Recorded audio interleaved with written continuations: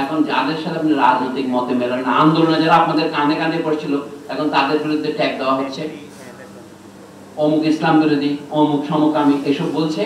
এইগুলোর বিরুদ্ধে যদি আপনি প্রতিবাদ না করেন তাহলে 24-এর আন্দোলন বৃথায় যাবে।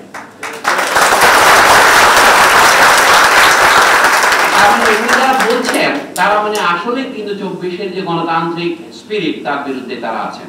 তা আমাদের গণতন্ত্রের সাথে আরেকটা বিশেষণ লাগানো দরকার, কারণ গণতন্ত্র হয়েছে এখন সকল স্কাউন্ড্রেলের শেষ আশ্রয়স্থল। বিশ্ববিদ্যালয় হচ্ছে প্রতিক্রিয়াশীলতার শেষ দুর্গ, এটা বলতেন বুদ্ধদেব বসু। আমি বলছি গণতন্ত্র হচ্ছে এখন সকল ফ্যাসিস্টের আশ্রয়স্থল। গণতন্ত্রের নামে ফ্যাসিবাদকে তার সাথে আনবে। তাহলে আপনার গণতন্ত্রের মধ্যে বিভাজন করতে হবে আপনাকে।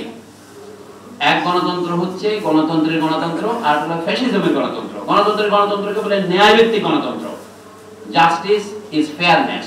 এই যে আনফেয়ার গণতন্ত্রের কথা বলছি, আমরা বিশ্ববিদ্যালয়ের গণতন্ত্র চাই। আপনারা জানেন অধ্যাপক আব্দুর রাজ্জাক বলে এক ভদ্রলোক ছিলেন এখানে, তিনি বলতেন যে বিশ্ববিদ্যালয় গণতন্ত্র শেখাবার জায়গা নয়। অনেকে অবাক হয়ে গেছে এটা কেন বলেন। 1973-এর অধ্যাদেশ তিনি বিরোধিতা করেছিলেন, উনি বলেন যে বিশ্ববিদ্যালয়কে ডোবাবে। আমরা এই যে এখন আপনারা দেখি আহমদ কামালের একটু উদ্ধৃতি দিয়েছিলেন, এটা রাজ্জাক সাহেবের কথারই একটা তরল সংস্করণ।